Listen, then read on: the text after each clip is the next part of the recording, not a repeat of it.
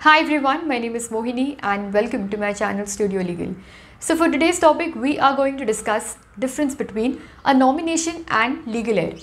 Generally क्या होता है कि अगर कोई प्रॉपर्टी है, किसी पर्सन के नाम पे है, किसी इंडिविजुअल के नाम पे है, तो उस प्रॉपर्टी को सेफ गार्ड करने के लिए किसी पर्सन का नाम एज अ नॉमिनी इंक्लूड किया जाता है रजिस्ट्रेशन के टाइम पे, सोसाइटी के रजिस्टर में एक्सेट्रा।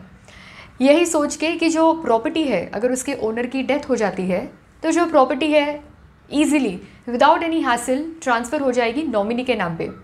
तो ये जो अजम्पशन है कि जो प्रॉपर्टी है वो ट्रांसफ़र हो रही है नॉमिनेशन के बेसिस पर, ये जो अजम्पशन है किस हद तक सही है और इसके पीछे क्या मिसकंसेप्शन है, let's find out.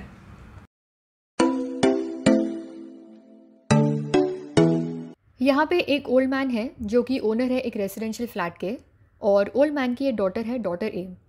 Old man ने सोचा कि अपने रेजिडेंशियल फ्लैट को सेफगार्ड किया जाए और इंक्लूड किया जाए डॉटर ए का नाम एज ए नॉमिनी, क्योंकि ये उनका अजम्पशन है कि ओल्ड मैन की अगर डेथ हो जाती है तो जो रेजिडेंशियल फ्लैट है वो without any hassle very easily transfer हो जाएगा डॉटर ए के नाम पे only on the basis of nomination. और इसीलिए ओल्ड मैन ने डॉटर ए का नाम इंक्लूड किया as a nominee in societies register.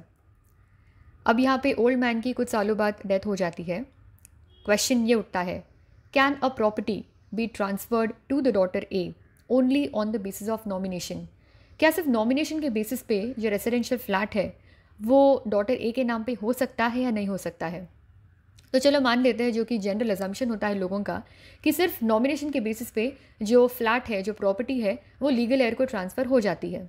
तो इस केस में भी नॉमिनेशन के बेसिस पे डॉटर ए के नाम पे जो रेजिडेंशियल फ्लैट है वो ट्रांसफ़र हो गया। लेकिन ये जो जनरल अजम्पशन है, क्या ये अजम्पशन हर सिचुएशन में काम करता है या नहीं करता है? Let's take another example for that. Again यहाँ पे एक रेजिडेंशियल फ्लैट है और उसके ओनर है ओल्ड मैन। ओल्ड मैन की 4 डॉटर्स हैं, डॉटर्स ए, बी, सी और डी। यहाँ पे ध्यान रखना है कि ओल्ड मैन ने किसी भी तरीके का वसीयत नहीं बनाया है, कोई भी तरीके का विल नहीं बनाया है, और ओल्ड मैन ने अपने रेजिडेंशियल फ्लैट को सेफगार्ड करने के लिए सिर्फ और सिर्फ डॉटर ए का नाम इंक्लूड किया as a nominee in societies register. बाकी सारी जो डॉटर्स है बी, सी और डी, इनका नाम इंक्लूडेड नहीं था नॉमिनी एज अ नॉमिनी में। कुछ सालों बाद ओल्ड मैन की डेथ हो जाती है। अब अगेन क्वेश्चन ये उठता है कि अगर जनरल अजम्पशन लिया जाए तो जो रेजिडेंशियल फ्लैट है वो तो सिर्फ नॉमिनी के नाम पे होना चाहिए। नॉमिनेशन के बेसिस पे जो रेजिडेंशियल फ्लैट है वो तो अब डॉटर ए के नाम पर होगा, लेकिन जो बाकी सारी डॉटर्स है बी, सी और डी, इनका क्या? ये भी तो राइटफुल लीगल एयर्स है ओल्ड मैन के, तो क्या ये अपना राइट क्लेम नहीं कर सकते उस रेजिडेंशियल प्रॉपर्टी में? What about the other legal heirs? So the answer is very simple.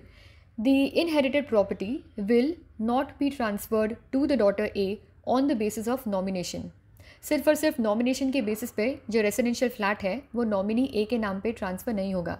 यहाँ पे जो बाकी सारी डॉटर्स हैं, डॉटर्स बी, सी और डी, ये भी अपना राइट क्लेम कर सकते हैं उस इनहेरिटेड प्रॉपर्टी में। तो इससे हमें क्या पता चलता है कि जो नॉमिनेशन है वो सक्सेशन से बड़ा नहीं होता है। Nomination can not override the laws of succession and here succession is always greater than nomination. सिर्फ और सिर्फ नॉमिनेशन के बेसिस पे जो प्रॉपर्टी है उसे ट्रांसफ़र किया नहीं जा सकता है। तो अभी आपके मन में ये क्वेश्चन आ रहा होगा, फिर नॉमिनेशन का मतलब क्या? What is the purpose behind including a person's name as a nominee, जब नॉमिनी की कोई वैल्यू नहीं है लॉ के अंदर? तो वेल, जब कोई भी प्रॉपर्टी होती है, उसके ओनर की डेथ हो जाती है, तो उस प्रॉपर्टी को मैनेज करने का काम किसी ना किसी पर्सन पर होना चाहिए। तो यहाँ पे जब तक जो प्रॉपर्टी है वो राइटफुली किसी लीगल हेयर के नाम पे ट्रांसफ़र नहीं हो जाती, तब तक उसे मैनेज करने का काम जो है वो नॉमिनी का होता है। यानी nominee works as a caretaker of a property. कब तक? जब तक जो प्रॉपर्टी है वो राइटफुली किसी लीगल हेयर के नाम पे ट्रांसफ़र नहीं हो जाती, तब तक। जैसे ही प्रॉपर्टी एक लीगल हेयर के नाम पे ट्रांसफ़र हो जाती है, तब जो नॉमिनी है उसका रोल फिनिश हो जाता है। तो यहाँ पे जो नॉमिनी है वो टेक केयर करता है प्रॉपर्टी का, एज ए केयर टेकर काम करता है प्रॉपर्टी का। और यहाँ पे जो नॉमिनी है वो वर्क करता है as a trustee of the legal heir, but nominee is not the owner of the property. Only the legal heirs, the rightful legal heirs will be the owner of the property, will inherit the property in their name. जितने भी examples अभी तक discuss हुए हैं वो सिर्फ immovable property को लेके हुए हैं, but what would happen in case of movable properties such as mutual funds, insurance policies, bank deposits, listed shares, PPFs, EPFs, government securities. अगर इन सारे इंस्ट्रूमेंट्स के ओनर की डेथ हो जाती है तो जो प्रोसीड्स है वो किसे ट्रांसफ़र होंगे, नॉमिनी को कि लीगल एयर को। यहाँ पे समझना है कि जो ओनर है उन्होंने कोई भी तरीके का विल या वसीयत नहीं बनाई है, तो यहाँ पे जितने भी प्रोसीड्स है इन सारे इंस्ट्रूमेंट्स के वो नॉमिनी को ट्रांसफ़र होंगे, लेकिन nominee will receive the proceeds only as the trustee of legal heirs. Let's come back to our original example. यहाँ पे ओल्ड मैन ने ओन किए हैं वो सारे mutual funds, FDs, bank deposits, EPFs and PPFs, और यहाँ पे ओल्ड मैन ने किसी भी तरीके का विल नहीं बनाया, लेकिन हर जगह डॉटर ए का नाम एज ए नॉमिनी इंक्लूड कर दिया है।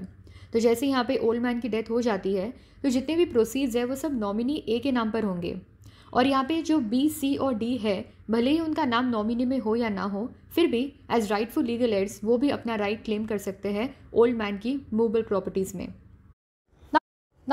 Now what would happen if there is a will?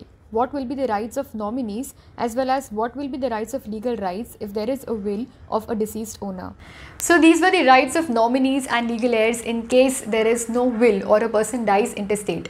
In the next video, we are going to discuss what are the rights of nominee, what are the rights of legal heirs when a person dies with a testamentary succession, and also what is the importance of making a will in a person's life, and that's what we're going to discuss in the next video. So stay tuned and thank you for watching till the end. We will see you in the next one.